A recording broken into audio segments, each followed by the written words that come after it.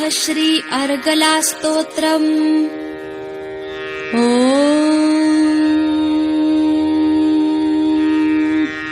श्री गणेशाय नमः।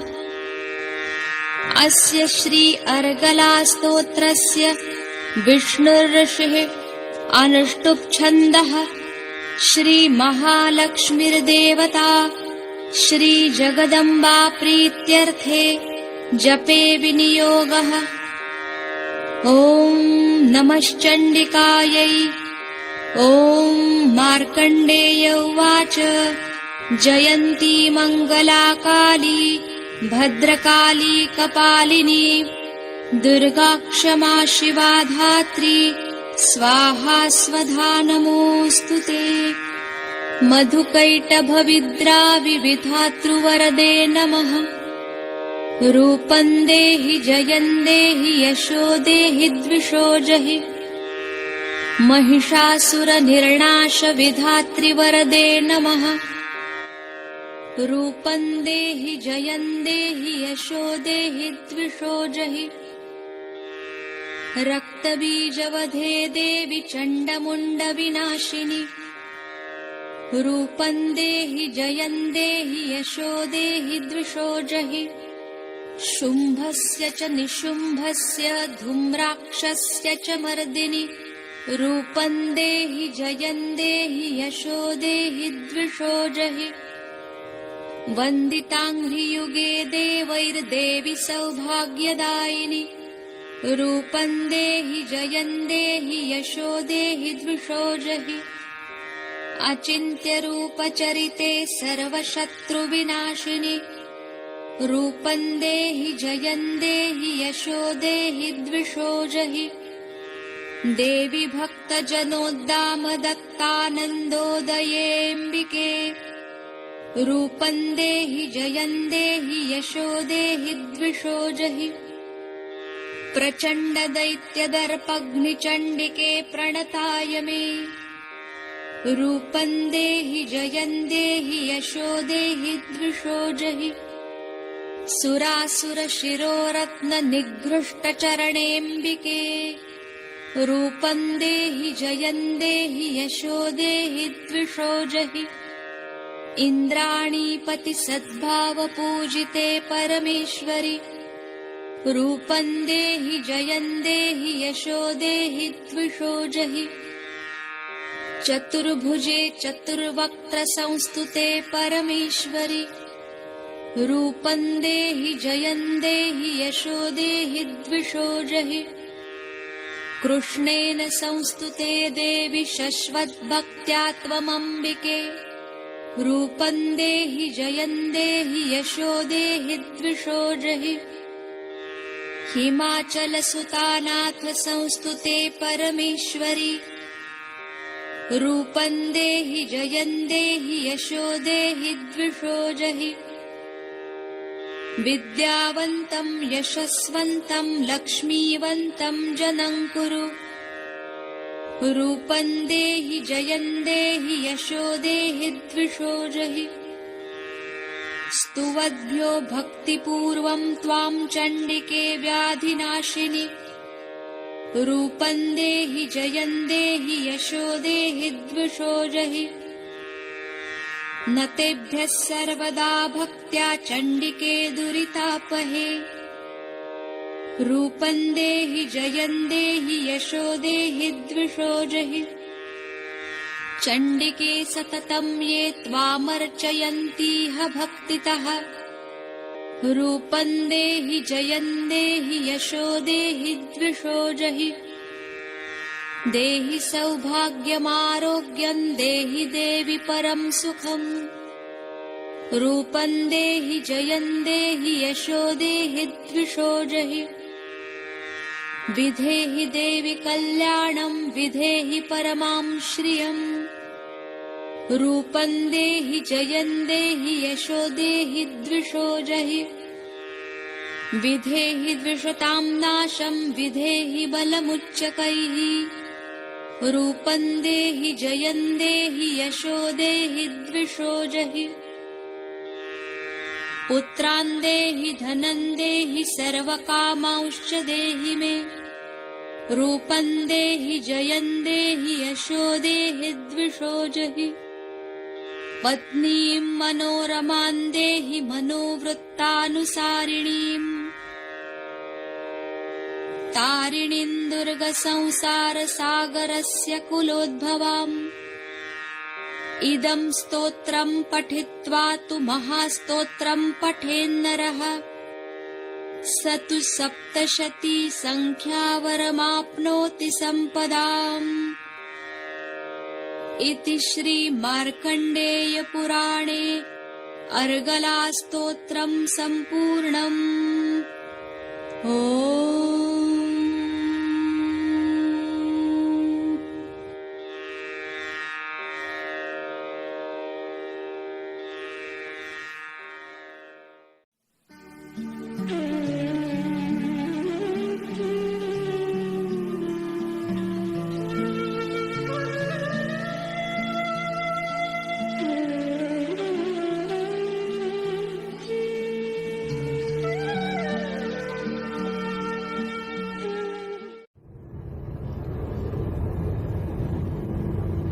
इन 3 हृदय चक्र के 3 हिस्सों से ऊपर एक बहुत ही महत्वपूर्ण चक्र है जिसे हम लोग विशुद्धि चक्र कहते हैं। विशुद्धि चक्र, इसके जहाँ पे हमारा कंठ होता है इसके बराबर पीछे में ये चक्र होता है।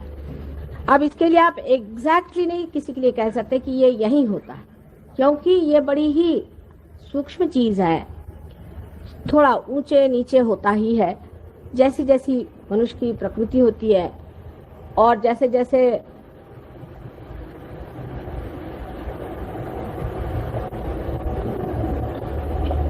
उसका फॉर्म होता है वैसे ही इसके चक्र की भी स्थितियां उस तरह से थोड़ी बहुत आगे पीछे होती हैं। कभी कभी 1 इंच का भी फर्क होता है, इसलिए आप ये नहीं कह सकते कि ये बराबर उस जगह ही होगा। थोड़ा सा मैंने देखा है, किसी का ऊपर होता है, किसी का नीचे होता है, किसी का और भी नीचे होता है। बहरहाल ये कंठ जहाँ पे है, इस कंठ के पीछे में यहाँ हमारा विशुद्धि चक्र है। ये चक्र बहुत ही महत्वपूर्ण है मानव के लिए। जानवरों में ये चक्र इतना बढ़ा हुआ नहीं, ना ही इतना वो प्रगल्भ है। मनुष्य की शुरुआत ही इस चक्र से हुई है, समझ लीजिए पूरी तरह से। इस चक्र में श्री कृष्ण विराजते हैं और राधा जी उनकी शक्ति है। रा माने शक्ति, धा माने जिसने धारणा की। कृष्ण का मतलब होता है कृषि करने वाले, जिन्होंने कृषि की है। आप सबकी कृषि उन्होंने की। आपके अंदर इन्होंने बीज भरे, उन्होंने पहले बीज आपके अंदर भरा कि उस अनंत को जानिए, परमात्मा को जानिए, परम तत्व को जानिए। इसका बीज उन्होंने भरा, इसीलिए उनको कृष्ण कहते हैं। ये चक्र मनुष्य में तब घटित हुआ जब उसने अपनी गर्दन ऊपर पूरी तरह से उठा ली। आप जानते हैं कि जानवर की गर्दन नीचे होती है। उसके बाद कुछ ऐसे जानवर हैं जिनको कि हम कह सकते चिंपैंजी या बंदर की लंगूर वगैरह जो जातियां हैं, उसमें भी थोड़ी बहुत गर्दन ऊपर आ जाती है। लेकिन मनुष्य की गर्दन जो बिल्कुल सीधी हो गई है, ऐसे किसी भी प्राणी मात्र की नहीं हुई। ये गर्दन सीधी होने की वजह से ही मनुष्य की स्वतंत्रता स्थापित हो गई। वो किस प्रकार, मैं आपसे बताती हूँ। ये विशुद्धि चक्र से ही हमारे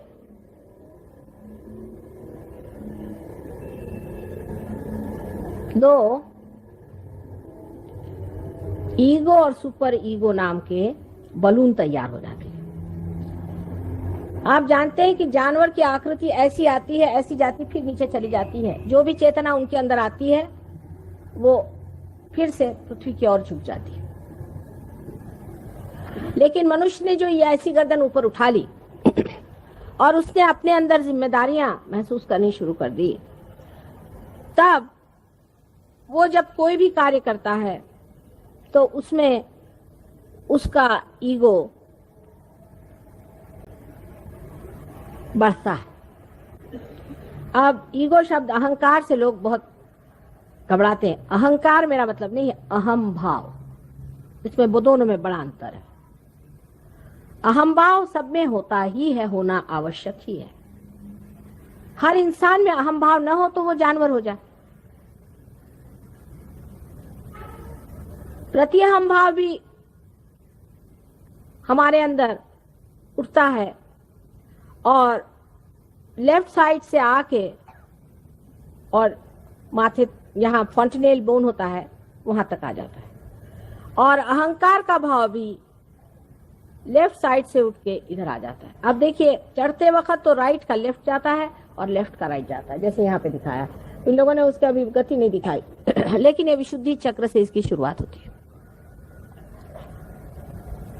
अगर आपका गला खराब है तो डॉक्टर लोग आपको दवा दे देंगे, कहेंगे आपका गला खराब।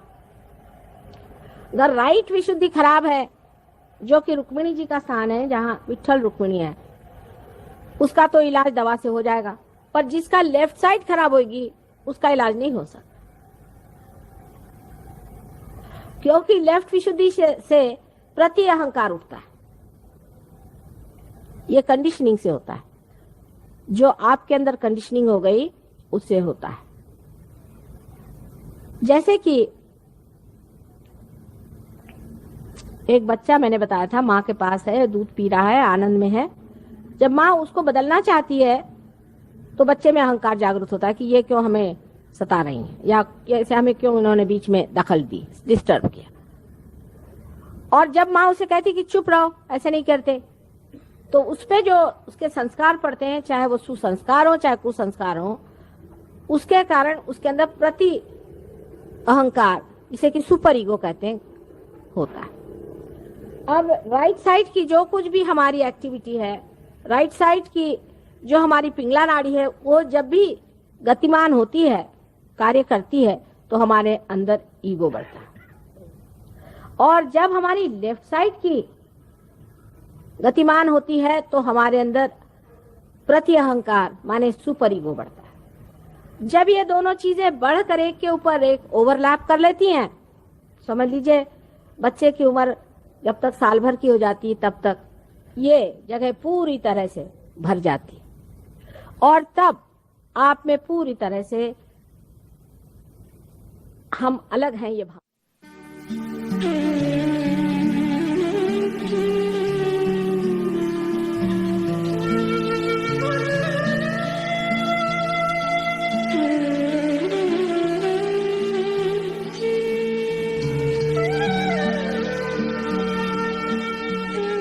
प्राप्त करना समझदारी से। अब कंठ में श्री कृष्ण का चक्र। इस जगह श्री कृष्ण जो गोप गोपियों के साथ खेला करते थे, वो बराबर बीचों बीच। अब तो आजकल ऐसे भी बुद्धिमान निकल गए कि वो कहते हैं कि जिन्होंने गीता बताई वो कृष्ण अलग, और जो कृष्ण जो गोप थे वो अलग, और पता नहीं कितने उनके और तरीके बनाएंगे। ये जो कंठ है, इस कंठ में 16 है, क्योंकि उनकी 16 कला आप जानते हैं, 16 पंखुड़ियां हैं। इसे विशुद्धि चक्र कहते हैं, मैंने एकदम विशुद्ध, क्योंकि योगेश्वर है।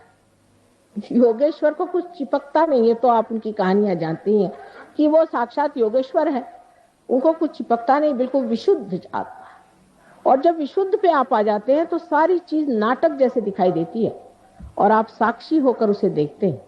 कोई चीज आपको चिपकती नहीं, आप साक्षी होकर के देखते हैं कि ये तो ड्रामा चल रहा है। क्योंकि आप जिस पानी में या भवसागर में फंसे हुए अपने लहरों से डर रहे थे, उससे उठकर के आप नाव में बैठ गए, आप लहरें देख रहे हैं।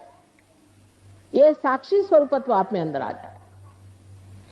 जैसे ही साक्षी स्वरूपत्व आ जाता है तो आप सारी सृष्टि को एक साक्षी होकर के देखते हैं, और आप पर किसी चीज का असर नहीं आता। दूसरी बात यह है कि जो प्रश्न है आपके, उसका हल इससे बाहर निकलने पे ही होता है। जब तक आप उसमें उलझे हुए हैं, आपके प्रश्न कभी ठीक हो ही नहीं सकते। उससे जब आप बाहर निकल आते हैं तभी आप इस प्रश्न को ठीक कर सकते। तो यहाँ पर बसा हुआ जो श्री कृष्ण का कंठ का स्थान है, इसमें भी दो हिस्से हैं, एक को जैसे लेफ्ट का है और एक राइट। लेफ्ट में श्री विष्णु माया का स्थान। श्री विष्णु माया के बारे में आप जानते हैं कि जो उनकी बहन थी, जिन्होंने स्वर्ग में जाकर के आकाशवाणी करी थी, बादलों में से गरज कर कहा था कंस से कि तेरा मारने वाला अभी जीवित है। वही आकाशवाणी आज भी कार्य करती है, जो बिजली है ये भी कार्य करती है। और आप कभी देखिएगा तो आपको आश्चर्य होगा कि हमारे भी फोटो बड़े कमाल के आते हैं। और जो ये कैमरा जिसे हम सीधी सादी चीज समझते हैं, इसने ऐसे ऐसे हमारे फोटो निकाल दिए हैं कि आप हैरान हो जाइएगा। यहाँ तक कि बादलों में तक हमारे फोटो आते हैं। ये आकाशवाणी का कार्य है, ये विष्णु माया है। इस विष्णु माया पर ये कहना है कि जब हमें भाई बहन का विचार नहीं रहता, जब हमारे अंदर ये शुचिता नहीं, हम जब दूसरी औरतों के और बुरी निगाह डालते हैं, तब भी ये चक्र पकड़ जाता है। या किसी कारणवश हम ये सोचते हैं कि हम पापी हैं, हम दुष्ट हैं, और इस तरह की बेकार की अपने बारे में न्यून कल्पना कर लेते हैं, तब भी ये चक्र पकड़ता है। ये कल्पना कहीं कहीं बहुत ज्यादा मैं देखती कि हम तो पापी हैं, क्योंकि रात दिन जो आता कहता तुम लोग पापी हो, ये संसार पापी है, और जो बताने वाला वो कौन बड़ा धर्मात्मा है। ये सब बातें सुन सुन के मनुष्य अपने को इतना नीचा गिरा लेता है कि उसकी ये लेफ्ट विशुद्धि पकड़ती है, और इसके पकड़ जाने से अगर हृदय में भी पकड़ आ जाए तो अनजाना जैसी बड़ी घातक बीमारियां हो जाती हैं। रात दिन कभी पत्नी, कभी पति, कभी घर, कभी समाज, किसी भी औरत में ये हमेशा भरते रहता है कि तुम बड़ी खराब। उस वक्त ये चक्र पकड़ जाता है और इससे अनेक बीमारियां हो जाती, पर सबसे घातक बीमारी इसकी अनजाना की है। दूसरी जो राइट साइड है, उसमें हम जिसे महाराष्ट्र में विट्ठल कहते हैं, और जिसे आप कहिए कि द्वारिका में बसे हुए श्री कृष्ण जहां राज्य कर रहे थे, उनका स्थान है। तो जब गोप गोपी बन के यहाँ रहते थे, तब उनका बीचों बीच स्थान है, और जब वो राज कर रहे थे द्वारिका में, तो उनका राइट, और जब लेफ्ट में आप देखते हैं तो उनकी जो शक्ति स्त्री है, वो उनकी बहन है। बीचों बीच में श्री कृष्ण की राधा, और इधर उनकी रुक्मिणी, उनकी पत्नी जो थी, वो उनकी शक्ति थी। 5 शक्तियां वो और 16,000 और शक्तियां सारी श्री कृष्ण की यहाँ विट्ठल के स्थान पे है। लेकिन इसमें भी इतने दोष आ गए कि विट्ठल की मूर्ति पंढरपुर में उनका साक्षात हुआ, जैसे आपके गोविंद महाराज की यहाँ मूर्ति आई है स्वयंभू। उसके बाद लोगों ने वहां पे अपना धंधा शुरू किया, और लोग एक एक महीना मुंह में तंबाकू डाल के विट्ठल विट्ठल विट्ठल करते हुए पैदल जाते थे। अब तंबाकू जो है ये कृष्ण के विरोध है, उनको बिल्कुल तंबाकू नहीं पसंद। जो लोग तंबाकू खाते हैं उनका ये चक्र खराब हो जाता है, या जो तंबाकू पीते हैं उनका ये चक्र खराब हो जाता है, और इसीलिए उनको कैंसर की बीमारी होती है। इसका इलाज है आप अजवाइन की धुनी मुंह में लें, अजवाइन का पत्ता जला करके और उसकी बीड़ी फूकें, श्री कृष्ण उससे खुश रहते हैं। दूसरा इसका इलाज है कि आप मक्खन को दूध में या पानी में, गर्म पानी में डाल के उसे पिए, उनको मक्खन बहुत पसंद है। नाक में आप घी डालें, घी और थोड़ा सा कपूर, क्योंकि कर्पूर गौरव आप जानते हैं कि आप कपूर के बड़े शौकीन हैं। सो कपूर थोड़ा सा डाल करके वो नाक में छोड़ें, कपूर माथे पे लगाएं। जो कुछ श्री कृष्ण को पसंद है वो सारा करने से वो प्रसन्न हो जाते हैं, और आपका विशुद्धि चक्र ठीक हो सकता है, आपका कैंसर ठीक हो सकता है, आपकी सारी तकलीफें ठीक हो सकती। जब आप सबका गला पकड़ जाता है तो मेरा भी गला पकड़ जाता है, क्योंकि इतनी मेहनत पड़ जाती है उसको ठीक करते करते, तो भी पहाड़ जैसे लोगों की कुंडलिनी कभी कभी उठती ही नहीं, बड़ा प्रयत्न करना पड़ता है। खासकर विशुद्धि चक्र पे ये 3 ऐसे पेंच बैठे हुए हैं। उसमें से ये कि जो लेफ्ट विशुद्धि है, अगर मंत्र वगैरह किसी गलत गुरु से लिए है और बक रहे हैं उसको सुबह से शाम तक, तो वो मंत्र भी पकड़ जाता। इन सब चीजों के लिए उसका इलाज सहयोग में हरेक का मंत्र रूप भी है, आसन रूप भी है, और भी कुछ उसके साथ में थोड़ा बहुत जैसे पानी, जल या चीनी, इस तरह की चीजें दे करके किया जा सकता।